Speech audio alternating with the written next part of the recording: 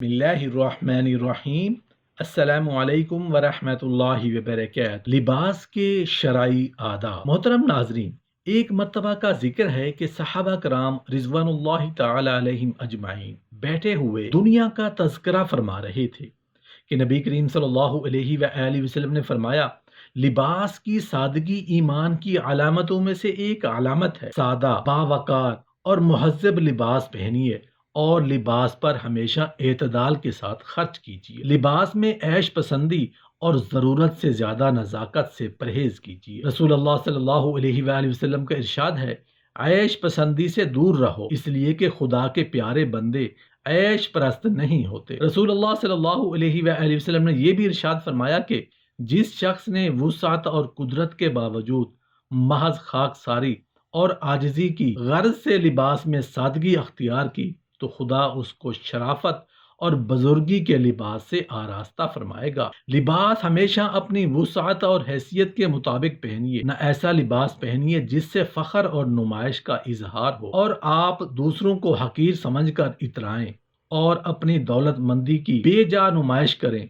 और न ऐसा लिबास पहनिए जो आपकी वुसात से ज्यादा कीमती हो और आप फजूल खर्ची के गुनाह में मुब्तला हो, और न ऐसे शिकस्ता हाल बने रहिए कि हर वक्त आपकी सूरत सवाल बनी रहे और सब कुछ होने के बावजूद आप महरूम नजर आए, बल्कि हमेशा अपनी वुसात और हैसियत के लिहाज से मौजू बासलीका और साफ सुथरे कपड़े पहनिए। बेहतरीन लिबास तकवा का लिबास है। तकवा के लिबास से बातनी पाकीज़गी भी मुराद है और ज़ाहिरी परहेजगारी का लिबास, यानी ऐसा लिबास पहनिए जो शरीयत की नज़र में परहेजगारों का लिबास हो, जिससे किब्र गरूर का इजहार ना हो, जो ना औरतों के लिए मर्दों से मुशाबिहत का जरिया हो और ना मर्दों के लिए औरतों से मुशाबिहत का। ऐसा लिबास पहनिए जिसको देखकर महसूस किया जा सके कि लिबास पहनने वाला कोई खुदा तर्स और भला इंसान। और औरतें लिबास में उन हदूद का लिहाज करें जो शरीयत ने उनके लिए मुकर्रर की है, और मर्द इन हदूद का लिहाज करें जो शरीयत ने उनके लिए मुकर्रर की है। औरतें ऐसे बारीक कपड़े न पहने जिसमें से बदन झलके, और न ऐसा चुस्त लिबास पहने जिसमें से बदन की साख्त और ज्यादा पुरकशिश होकर नुमाया और वो कपड़े पहनकर भी नंगी नजर आए। नबी करीम सल्लल्लाहु अलैहि वसल्लम ने ऐसी आबरू बाख्ता औरतों को इबरतनाक अंजाम की खबर दी है। वो औरतें भी जहन्नमी हैं जो कपड़े पहनकर भी नंगी रहती हैं, दूसरों को रुझाती हैं और खुद दूसरों में रिझती हैं, और उनके सर नाज से बख्ती ऊंटों के कुहानों की तरह टेढ़े हैं। ये औरतें न जन्नत में जाएंगी और न जन्नत की खुशबू पाएंगी, दरां के जन्नत की खुशबू बहुत दूर से आती है। एक बार हजरत अस्मा रजी अल्लाह अन्हा बारीक कपड़े पहने हुए रसूलुल्लाह सल्लल्लाहु अलैहि वसल्लम की खिदमत में हाजिर। वो सामने आई तो आप सल्लल्लाहु अलैहि वसल्लम ने फौरन मुंह फेर लिया और फरमाया, अस्मा, जब औरत जवान हो जाए तो उसके लिए जायज नहीं कि मुंह और हाथ के अलावा उसके जिस्म का कोई हिस्सा नजर आए। लिबास सफेद पहनिए। सफेद लिबास मर्दों के लिए पसंदीदा है। रसूलुल्लाह सल्लल्लाहु अलैहि वसल्लम का इरशाद है, सफेद कपड़े पहना करो, ये बेहतरीन लिबास है। सफेद कपड़ा ही जिंदगी में पहनना चाहिए और सफेद ही कपड़े में मर्दों को दफन करना चाहिए। एक और मौका पर आप सल्लल्लाहु अलैहि वसल्लम ने इरशाद फरमाया, सफेद कपड़े पहना करो, इसलिए कि सफेद कपड़ा ज्यादा साफ सुथरा रहता है, और इसी में अपने मुर्दों को कफनाया करो। ज्यादा साफ सुथरा रहने से मुराद ये है कि अगर उस पर जरा सा दाग धब्बा भी लगे तो फौरन महसूस हो जाए और आदमी फौरन धोकर साफ कर ले, और अगर कोई रंगीन कपड़ा होगा तो उस पर दाग धब्बा जल्द नजर ना आ सकेगा और जल्द धोने की तरफ तवज्जो ना हो सके। सही बुखारी में है कि रसूलुल्लाह सल्लल्लाहु अलैहि वसल्लम सफेद लिबास पहना करते थे, यानी आप सल्लल्लाहु अलैहि वसल्लम ने खुद भी सफेद लिबास पसंद किया और उम्मत के मर्दों को भी इसी के पहनने की तरगीब दी है। रसूलुल्लाह सल्लल्लाहु अलैहि वसल्लम की नज़र में वो नाकाम और नामुराद लोग हैं और सख्त अजाब के मुस्तहक हैं। रसूलुल्लाह सल्लल्लाहु अलैहि वसल्लम का इरशाद है कि 3 किस्म के लोग ऐसे हैं कि खुदा ताला क़यामत के दिन ना तो उनसे बात करेगा, ना उनकी तरफ नजर फरमाएगा और ना उनको पाक और साफ करके जन्नत में दाखिल करेगा, बल्कि उनको इंतहाई दर्दनाक अजाब देगा। हजरत अबू ज़र गफ्फारी रज़ियल्लाहु अन्हु ने پوچھا کہ یا رسول اللہ صلی اللہ علیہ وآلہ وسلم، یہ ناکام و نامراد کون لوگ ہیں؟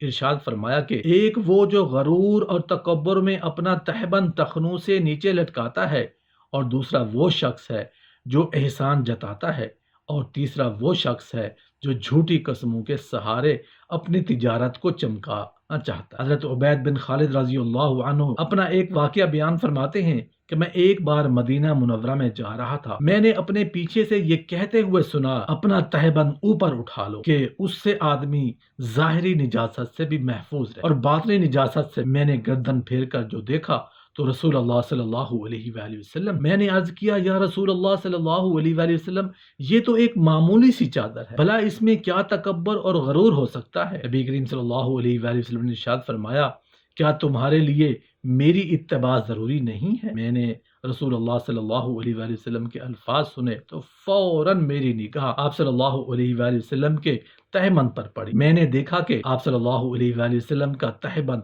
نصف پنڈلی تک اونچا ہے۔ آپ صلی اللہ علیہ وآلہ وسلم نے فرمایا، مومن کا تہبند آدھی پنڈلی تک ہونا چاہیے، اور اس کے نیچے ٹخنوں تک ہونے میں بھی کوئی مذائقہ نہیں، لیکن ٹخنوں سے نیچے تہبند کا جتنا حصہ لٹکے گا وہ آگ میں جلے گا، اور جو شخص غرور اور گھمنڈ میں اپنے کپڑے کو ٹخنے سے نیچے لٹکائے گا، قیامت کے دن خدا اس کی طرف نظر اٹھا کر بھی نہیں دیکھے گا۔ نیا لباس پہنے تو کپڑے کا نام لے کر خوشی کا اظہار کیجیے کہ خدا نے اپنے فضل و کرم سے یہ کپڑا عنایت فرمایا، اور شکر کے جذبات سے سرشار ہو کر نیا لباس پہننے کی وہ دعا پڑھیے جو رسول اللہ صلی اللہ علیہ وآلہ وسلم پڑھا کرتے تھے۔ حضرت ابو سعید خدری رضی اللہ عنہ فرماتے ہیں کہ رسول اللہ صلی اللہ علیہ وآلہ وسلم جب کوئی نیا کپڑا، عمامہ، کرتا یا چادر پہنتے تو اس کا نام لے کر فرماتے، لباس ایسا پہنیے جو شرم و حیا، غیرت و شرافت اور جسم کی ستر پوشی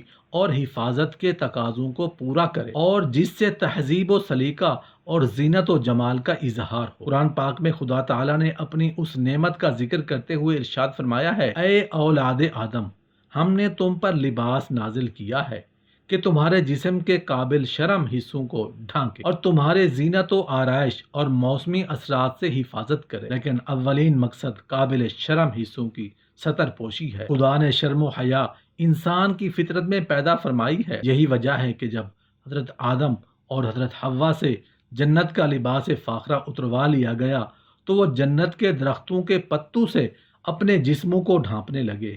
اس لیے لباس میں اس مقصد کو سب سے مقدم سمجھیے اور ایسا لباس منتخب کیجیے جس سے ستر پوشی کا مقصد بخوبی پورا ہو سکے، ساتھ ہی اس کا بھی اہتمام رہے کہ لباس موسمی اثرات سے جسم کی حفاظت کرنے والا بھی ہو، اور ایسے سلیقے کا لباس ہو جو زینت و جمال اور تہذیب کا ذریعہ ہو۔ ایسا نہ ہو کہ اسے پہن کر آپ کوئی عجوبہ یا کھلونا بن جائیں اور لوگوں کے لیے ہنسی اور دل لگی کا موضوع مہیا ہو جائے۔ لباس پہنتے وقت یہ سوچئے کہ یہ وہ نعمت ہے جس سے خدا نے صرف انسان کو نوازا ہے، دوسری مخلوقات اس سے محروم۔ اس امتیاز، بخشش و انعام پر خدا کا شکر ادا کی، اور اس امتیاز و انعام سے سرفراز ہو کر کبھی خدا کی ناشکری اور نافرمانی کا عمل نہ کیجیے۔ لباس خدا کی ایک زبردست نشانی ہے، لباس پہنے تو اس کا احساس کو تازہ کیجیے اور جذبات شکر کا اظہار اس دعا کے الفاظ میں کیجیے جو نبی کریم صلی اللہ علیہ وآلہ وسلم نے مومنوں کو سکھائی ہے۔ کپڑے پہنتے وقت سیدھی جانب کا خیال رکھیے، قمیض، کرتا، شیروانی اور کوٹ وغیرہ پہنے تو پہلے سیدھی آستین پہ، اور اسی طرح پاجامہ وغیرہ پہنے تو پہلے سیدھے پیر میں پانچا ڈالیں۔ رسول اللہ صلی اللہ علیہ وآلہ وسلم جب قمیض پہنتے تو پہلے سیدھے ہاتھ سیدھی آستین میں ڈالتے اور پھر الٹا ہاتھ الٹی آستین میں ڈالتے۔ اسی طرح جب آپ صلی اللہ علیہ وآلہ وسلم جوتا پہنتے تو پہلے سیدھا پاؤں سیدھے جوتے میں ڈالتے، پھر الٹا پاؤں الٹے جوتے میں ڈالتے، اور جوتا اتارتے وقت پہلے الٹا پاؤں جوتے میں سے نکالتے، پھر سیدھا پاؤں نکالتے۔ کپڑے پہننے سے پہلے ضرور جھاڑ لیجئے، ہو سکتا ہے کہ اس میں کوئی موذی جانور ہو اور خدا نخواستہ کوئی ایذا پہنچائے۔